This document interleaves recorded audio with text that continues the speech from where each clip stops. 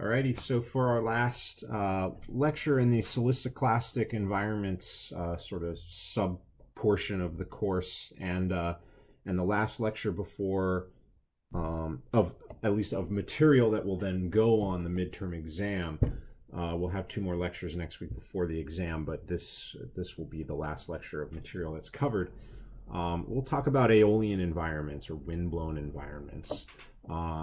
These I will admit, as many sedimentologists probably will, that they Aeolian environments hold a pretty near and dear place in my heart, both in the modern process realm as well as in the stratigraphic side of things. They form in some of the more beautiful locations on Earth, and in addition, some of the more striking stratigraphy that many of us know and love from places like Zion and Arches and Moab and so forth, Canyonlands and etc., Grand Canyon, everywhere in the Southwest contain really striking Aeolian stratigraphy. So they're quite impressive deposits oftentimes, and so we'll talk a little bit about some of these windblown environments and Aeolian stratigraphy. Here's a great example of some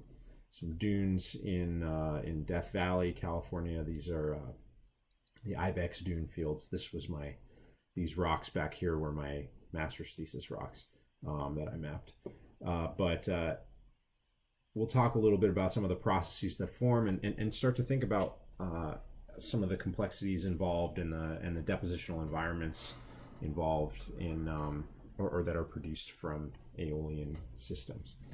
So Aeolian environments are characterized by the sediment transport processes being dominated by wind transport. So in most of the environments that we've thought about so far, it's either been gravitational or water-driven transport. In this case, wind is the fluid that is providing the shear that transports sediment. So air is providing that shear, and because of that, because of the fact that wind is a significantly lower viscosity, lower density, etc., than water, for example, it's not as capable of transporting the same sizes of sediment. The larger sediment cannot really be transported by wind, and so typically a typical Aeolian environment can transport and sort sediment on the order of coarse sand. You can occasionally see some pebbles in transport by wind, and a few striking examples of larger clasts, like in racetrack playa, for example, at Death Valley, where boulders can get transported by wind if they're on a slippery surface. But generally speaking, we're referring to sand and silt size grains. And so we'll start off a little bit of a discussion about dust deposition and dust transport, fine grain sediment transport by wind, and then we'll move into the sandier transport regimes, if you will. So to start off with, we'll talk about dust storms. Let me turn the volume off here. So here's an example of an atmospheric dust storm here, called a haboob, and it's a blasting or drifting type of a storm, and these are characterized by dense atmospheric air, right? A gravity flow, essentially, that can pick up a bunch of dust in a downburst from a thunderstorm, typically. So you have a downburst of cold air that can impinge upon the surrounding land and entrain a bunch of dust. This particular example is one you can see here, the dusty layer here. So this is a thunderstorm that's coming in. This is on the flight into Denver airport, that photo or a video that I took a couple years ago.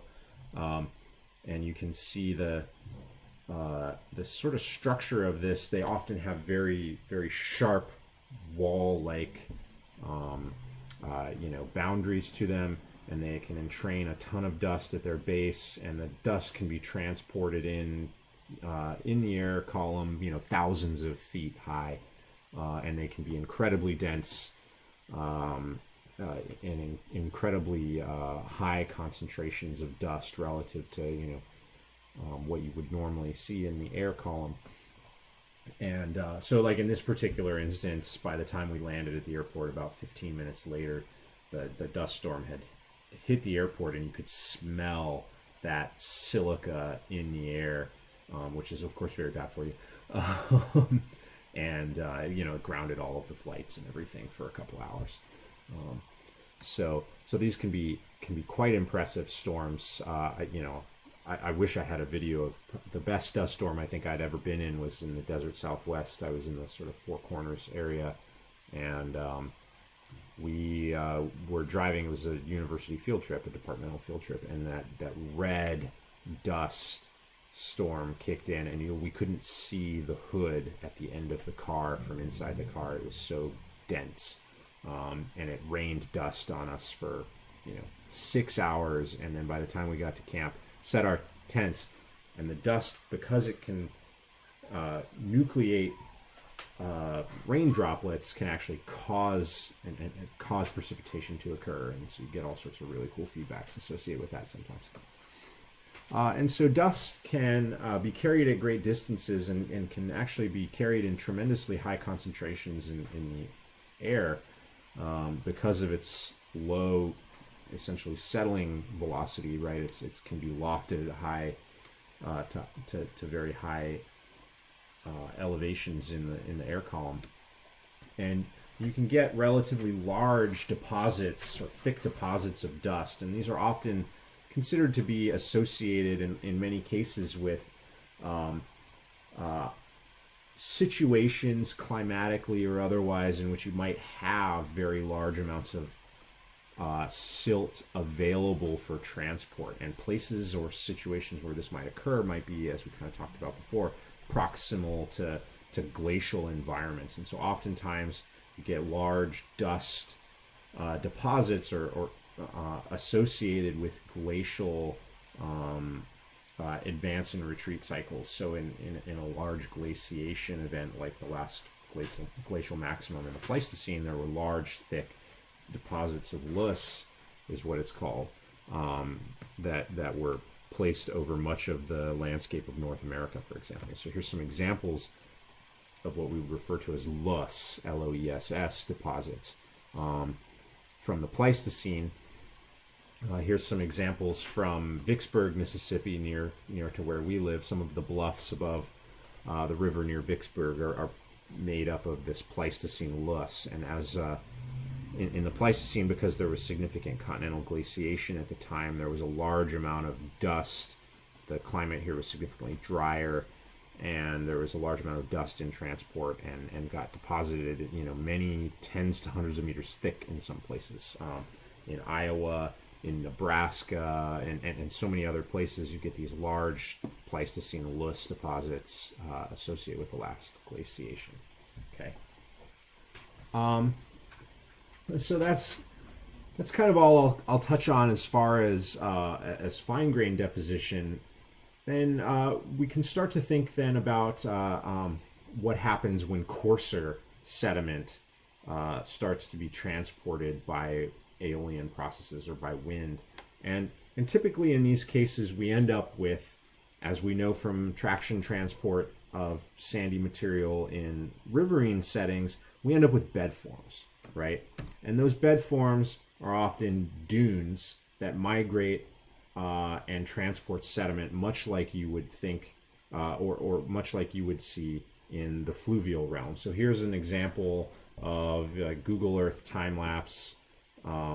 This is a Google Earth Engine viewer, and anyone who has ever played around in Google Earth Engine time lapse has probably seen this type of image where you can go year by year, and you can see these dunes migrating across the Sahel in Africa, with the dominant wind direction being sort of from north upper to lower part of the view here. And you can see the the dunes migrating on a yearly time scale pretty quickly, and these are quite large dunes. You can see this scale bar here is 5 kilometers. So you can see these dunes themselves are sort of on the kilometer scale, and they're still moving relatively quickly. Okay, and so Aeolian environments can be quite effective at transporting coarse sandy sediments as traction transport, right? In what you might think of like bed load in a river, but in a much lower viscosity fluid. Okay, and unlike with rivers, Aeolian settings, while they may have a dominant wind direction for any particular region, a prevailing wind direction, the systems may also be more complex than that. And so a wind-blown setting might have, a dominant wind direction, a subordinate wind direction, or multiple wind directions present and in varying scales. And so you might end up with complex dune morphologies that are associated with those varying wind directions, the more variable sediment availability on the bed if you're in a more sand-starved system versus a very sand-rich system, and so on. And so we can start to classify and think about what the types of dunes are that you might expect to see in any particular location, right? And so in this case here, we have a relatively common type of dune referred to as the Barkhan dune here.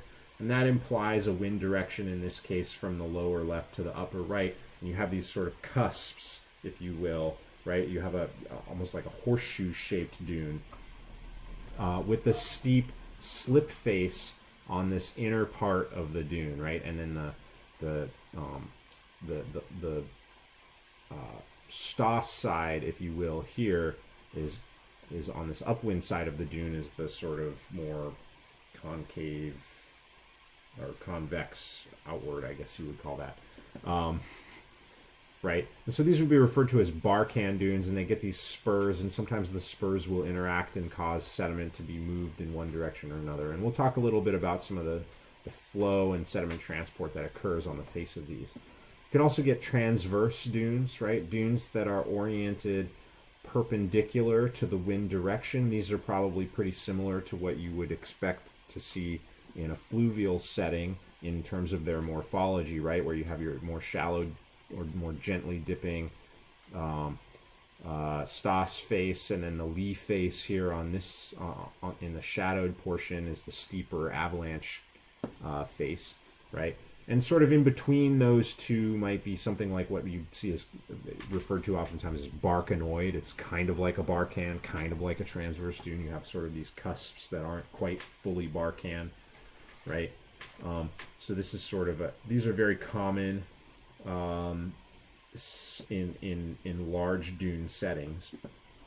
You may also end up in a situation where you might have sort of two dominant or prevailing wind directions that are kind of perpendicular to one another. And in this case, you often get what are called longitudinal dunes, where you don't have any particular dominant slip face per se, or the slip face is very narrow relative to the elongate structure of the dune, right? Such that the dunes may be migrating in this sort of direction, but there's not necessarily a prevailing, a structure that allows them to sort of behave in a similar way to these dunes like you might see on a river. So they're sort of a little bit more complex in how the sediment is transported along this axis, if that makes sense. You may also see what are called parabolic dunes, oftentimes in more starved settings, more sediment depleted settings, where like you have run up, and you have a beach here that's supplying sand into an inland area. And in this case, it's almost like the opposite of a Barkhan dune in a sense, where the steep Lee face is convex, whereas the Stoss face is concave here, indicating that you're kind of starved of sediment here, right? You're not able to transport as much sediment out of here, but it's being transported along this sort of inverted spur, if you will. And then you can get into a situation where you might have a very complex wind field winds maybe from multiple directions, 3 or more, and those you get what are called star dunes, and those can be really spectacular. Really beautiful features, just giant mounds that have radiating dune forms off in every direction. And so these are sort of the large scale dune types. And then subordinate to those, on any dune you might also see smaller scale ripples, right, and smaller scale bed forms associated with either the local smaller wind, lower velocity wind, traction transport, as well as even at the larger event scale, the sort of shorter length scale traction transport in saltation or grain rolling motions. And so the next few slides I'm going to walk you through a few images of different types of bed forms in Aeolian transporting environments, and what I'm really just going to show you these, and what we'll do is we'll talk about those in the next discussion session, and we'll sort of see if we can tease out what the wind directions are from some of these different dune or ripple morphologies. And one reason that this becomes interesting is, in situations like we live in on Earth right now, for example, it's relatively easy for us to infer the prevailing wind directions because we can deploy instrumentation just about anywhere and satellites and things like that. But we can put a wind gauge wherever we want to know the winds. But sometimes you might be interested in either the ancient wind directions, so you start thinking about what the stratigraphic record of these might be, and start thinking about how can I compute prevailing wind directions in Cretaceous, for example, or in the Pleistocene coming off of the North American ice sheet, for example.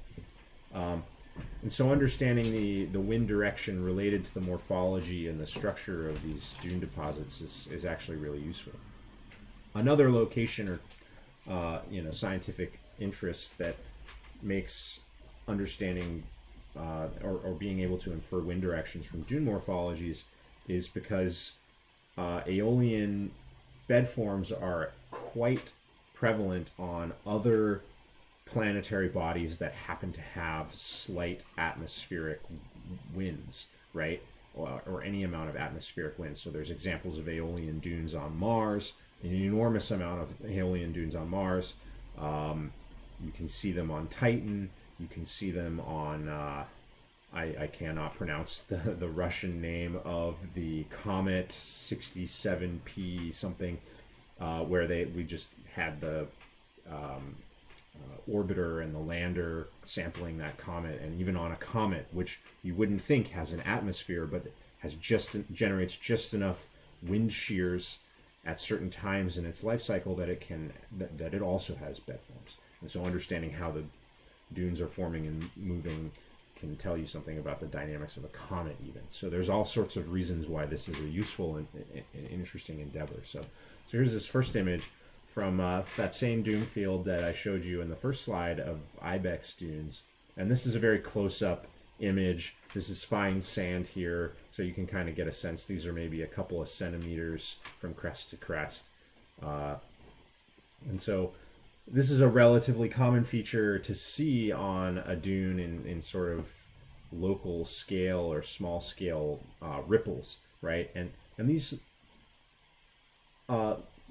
look more often like almost oscillatory ripples than unidirectional ripples, if you might think about them in a fluvial type or a wave type environment, but they're actually unidirectional in transport direction, and you can kind of start to see from the shadowing what a steeper face might be like, and so forth. So this is one very common feature on windblown dune settings. We'll talk a little bit about that in the next lecture, or in the discussion session. Here's another example of a couple of sets of bed forms. This is in the Mesquite Flat sand dunes. If you go to the northern part of Death Valley National Park, if you go past north past Badwater, you'll get to a very large dune field. The previous one, Ibex Dunes, was in southern Death Valley. And here again you can see a steeper lee face here, right? But you also see that there's this other direction of wind ripples on top of this that sort of go in a kind of a different direction. So we can talk a little bit about what that might imply in terms of wind directions and relative timing and so forth. And then even larger scale, here are some examples of an even larger dune. This is from the Ibex dunes in Death Valley again. And again, these are, I probably took that first image from, that close-up image relatively close to here of the bed. But you can see this is a much larger dune feature. You can see deposits here that might be indicative of avalanching, right? You can see that lobes of this crest have avalanched down and formed these deposits here. That's a relatively common feature to see. So that's another way that another location you might be able to tease out a couple of different wind directions from one particular dune. And then you can get even weirder. Here's some great star dunes from Saudi Arabia. You can see these are spectacular kind of isolated mounds that all have radiating dune ridges coming off of them, and then these sort of subordinate ridges coming off even over here. Okay. And then finally, here's another example of these are windblown dunes from Mars. These are a really cool feature of this. Is I believe this was an image taken from the Curiosity rover, although I should have attributed this. I don't remember.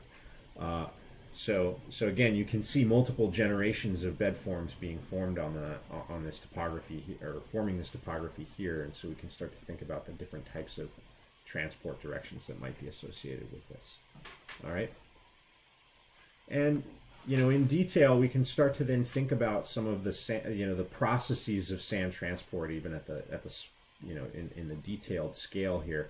Right, we've talked a little bit about the prevailing wind direction, but you can see, but from looking at these dunes or any of the ripples and dunes that we've shown in previous slides, is that there's very clear sorting and segregation of grain size and grain type along the bed that can start to get you a little bit of an insight into the local scale dynamics of the flow and sediment transport that tell you about how sorting processes might go on, why you might get coarser grains over here and finer grains over here, what type of deposition that might imply.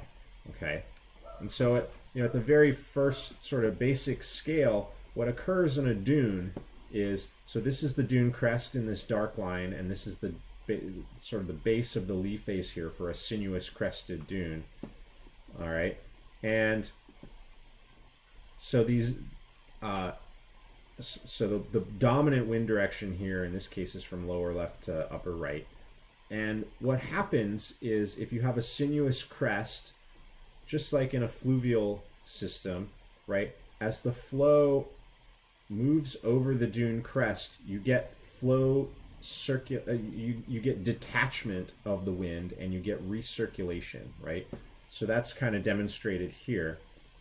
And you get these vortices that form. You get a vortex that forms as the flow detaches and recirculates backwards up that lee face. Okay, and that results in, if you have a perfectly straight crest, right, you get this nice roller vortex where the wind sort of stays in a linear line and kind of exits where, along the same path that it entered. But in most situations, because these are relatively turbulent at large scale, right, you end up with these sinuous crested bed forms or dunes that result from a helical vortex that forms, that transports wind oblique to the dominant wind direction in a local sense. So these smaller arrows here indicate what are referred to as the secondary wind direction. So as the flow or the wind moves over the crest here, for example, right at this inflection point, you might get a nice roller vortex. But then as you get into the more oblique crest relative to the wind direction, you get shedding of that vortex into a more helical sense, where the secondary flow comes up the dune lee face not in line with where the wind direction was going. So it kind of moves down the lee face, and can actually serve to transport sediment to propagate these the sinuosity of the dune, right? So you can imagine now you have flow coming up here.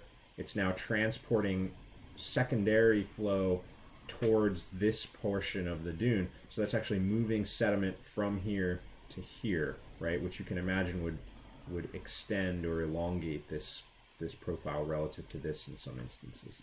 Okay, so that's one of the things that can result from secondary flow. The other thing that can result from secondary flow is that you end up with different types of deposition in different locations relative to the wind and topography, okay? And so here on these locations where transport onto the crest of the dune dominates, you get what's called grain flow, right?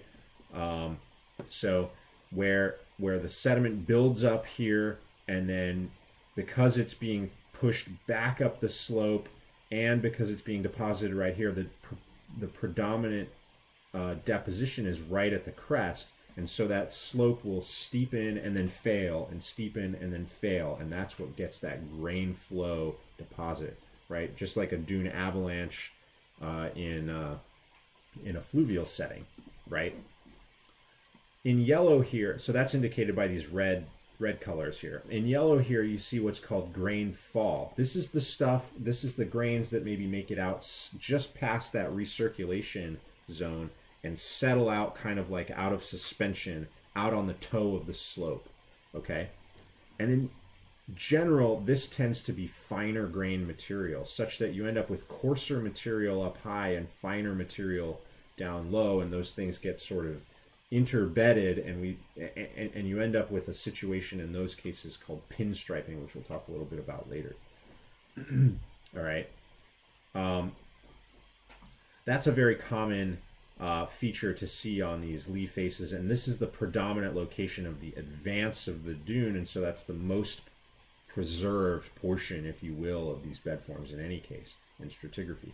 Along these portions that are more transverse to the or less transverse, more oblique to the wind direction, you get grain flow deposits and wind ripple deposits. So you might get grain flow deposits that very quickly downslope become wind ripple deposits as that sediment gets reworked across the lee face, right? So you might get wind ripples, say here, that are oriented this direction or this direction, that are then transporting that sediment off sort of oblique to the dune face here, right? So you might get grain fall along here, and then that sediment might get reworked into, grain flow, and that sediment might get reworked into wind ripple deposits. And then finally, as you get out towards this sort of inflection point, if you will, you get more wind ripple deposits and less grain flow deposits, because you're no longer advancing the dune crest here and causing avalanching here, because the wind at the crest is going off this direction. Does that make sense to everybody? And so what that looks like in an actual dune situation is, here you see grain flow deposits, right? These are those kind of low-B features that are associated with local small-scale avalanching that's going on. And you might get small patches of grain fall associated with the detachment of sediment off the lee face and sort of settling out. You might get grain fall. You can see it here in this sort of lighter coloration. Those would be grain fall, right? That kind of get interbedded in the grain flow and maybe work its way along the base here. And then you can see the secondary flow sort of taking over here, where the wind direction is predominantly this way, but now the face of this dune is sort of oblique to that, and you get this secondary recirculation of wind either off in this direction but also off along this direction that cause wind ripples to migrate along that face over here. And these, for any given dune, can kind of shift around over time depending on that the local wind direction, the prevailing wind direction, or that particular wind storm's wind direction, and so forth, right? you can also see, because the topography here is quite large and complex, you end up with a lot of interesting subordinate or secondary circulation as well. So here you can see ripples on the bed of this, in the interdune region here that are also going off in this direction. So here's I'll show you a video here of what that looks like in a couple of, in a setting here. This is at Great Sand Dunes National Park in Colorado, and you can see the flow separation occurring. You can see the grain fall, right? All of this sediment that's being blown off the front of this dune, off the top or off the crest, and landing down here somewhere, right? But you can also see this is a great avalanche occurring, right? This is a grain flow process, and you can see how it's moving as sort of this fluidized avalanche of grains down this slope. Okay, and so all of those would interact to form the stratigraphy that you would see preserved here, right? So you would expect grain flow to dominate in this upper portion of the dune stratigraphy, for example, and grain fall to dominate in the lower portion here, right, as this sediment cruises off and gets deposited down here, right? You can see some of these secondary bed forms here. I'll tell you that this was much coarser material, coarse sand to sort of pea gravel size up in this portion here. If anybody ever makes it out to, Colorado or anything, I highly recommend going and playing around on some of these large dune fields. Great Sand Dunes is a fantastic example. White Sands in New Mexico is another really cool example, although with a very different sediment type. It's gypsum sediment grains. But then you can also see here, if you watch this video, I don't know if it'll show up through the Panopto, but you can kind of see these shadows of bursts and sweeps of sediment that are getting kicked up in this interdune region here between the two dunes. And a lot of that's sort of indicative of some of that secondary circulation. You can see a lot of it is in the prevailing direction of that stuff is off to the side, right? Transverse to the prevailing wind direction, right? And so that's driven by those vortices, those helical vortices that are occurring on this dune face. Okay. And here's another great video. I'm not gonna play through the whole thing here probably, but there's some great time lapses in this. If you go to this YouTube link, you can see various time lapses. Here's some ripples transversing up or traversing up to this dune crest, right? You can see avalanches occurring there pretty regularly. Here's again another example of these ripples migrating towards this crest, right? I would love to spend a couple of days out on a dune field collecting time lapses like this. This is not my footage. The previous one was my footage. Let's see if we can pass this one here. Here you can see streamers of sediment in transport. This is a very common mechanism of transport here, where the sediment moves in long, thin streamers. Yeah, that's very common in Aeolian systems. You get these helical vortices that go in very long downwind directions. Let's see, we missed that example. Yeah, here's some great avalanching, right? Some great avalanche processes and so on.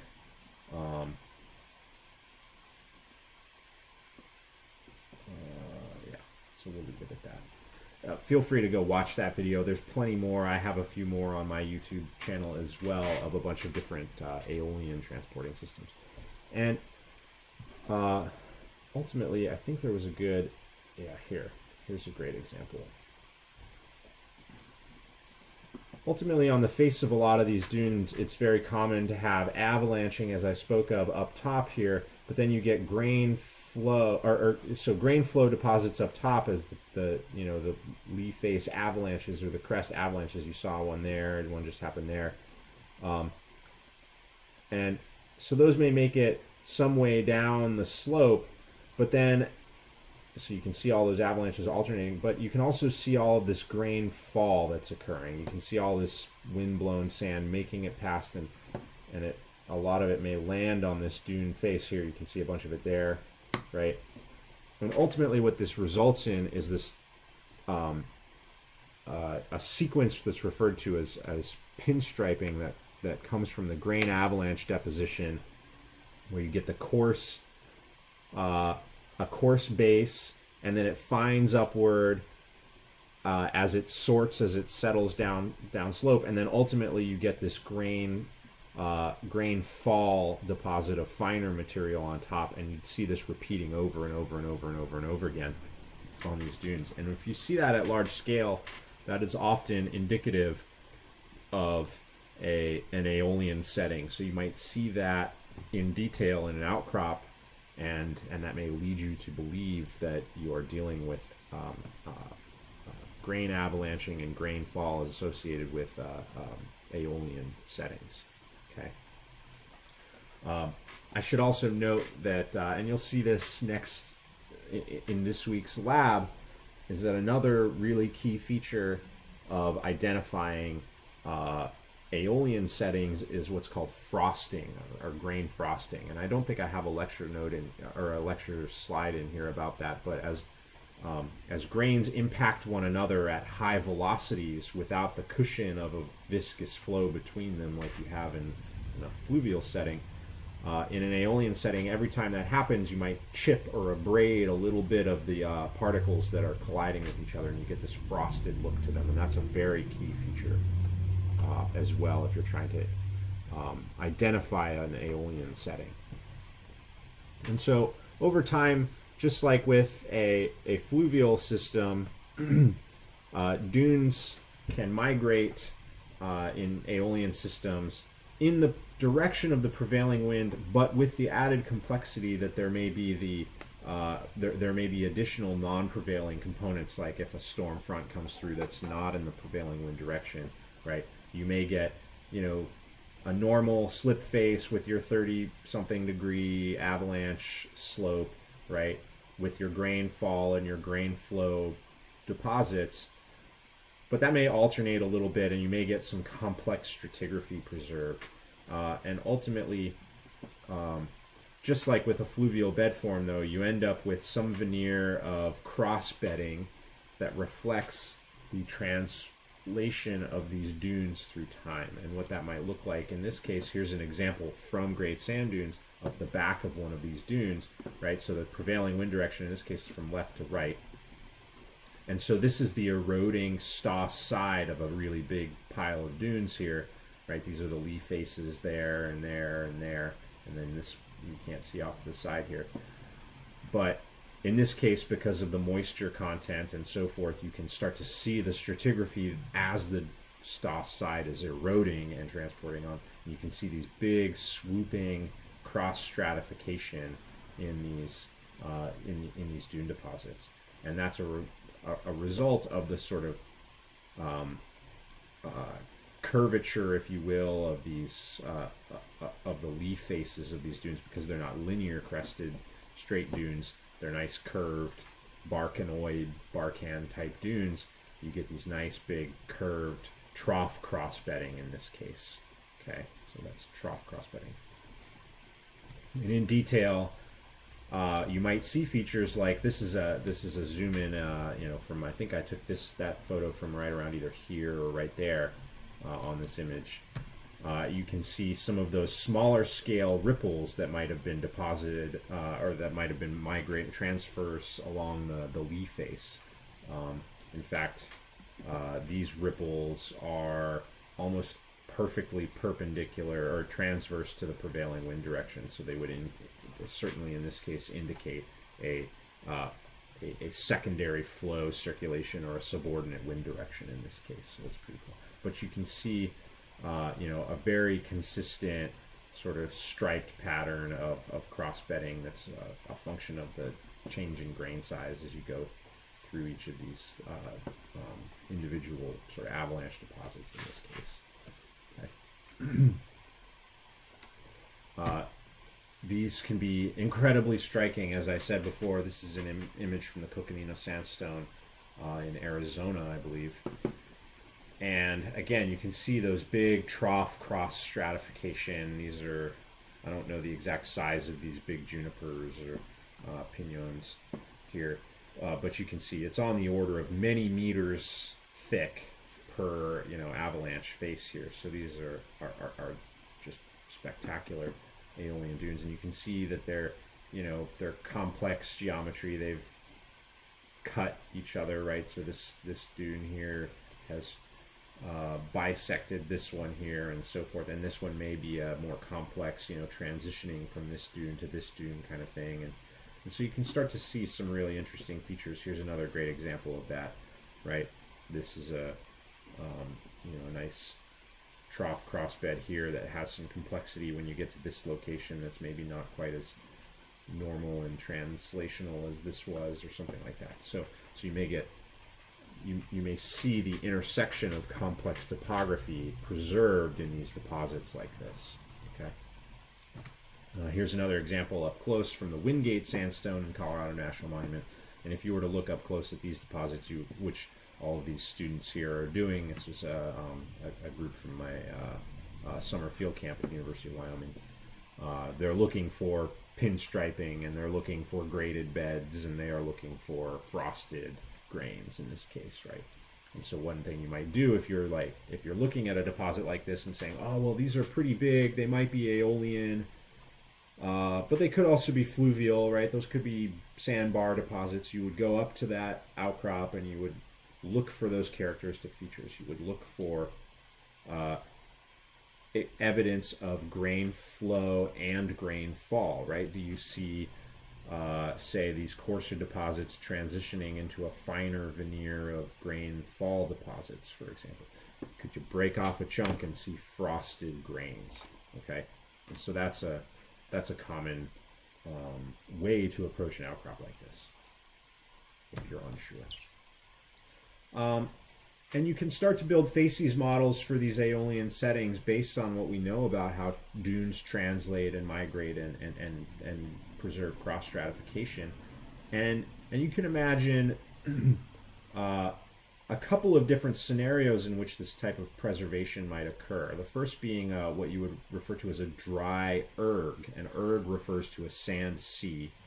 And so in this case, a dry Aeolian erg, maybe at the center of the dune sea, for example, would have very little interdune, lakes or anything like that, vegetation. And so you might expect to see, your typical superimposed wind dune deposits. You might see some, finer laminated sand sheets that, indicate, just a finer grained or a rippled sand rather than big dune deposit. That might be a big interdune flat or something like that, right? We saw those images of interdune flats here, right, where you're not necessarily on a dune leaf face, but sort of that rippled surface in between two dunes. And in this case, you would end up with a stack of sediment that looks more like this, where it's a lot of sand, a lot of cross bedding, and relatively few other depositional features in these dry Aeolian settings, right? You get the you might see finer scale ripples on the faces of some of these and so on, but it generally speaking, a dry system would be more dominated by these dune deposits in general. You may also see a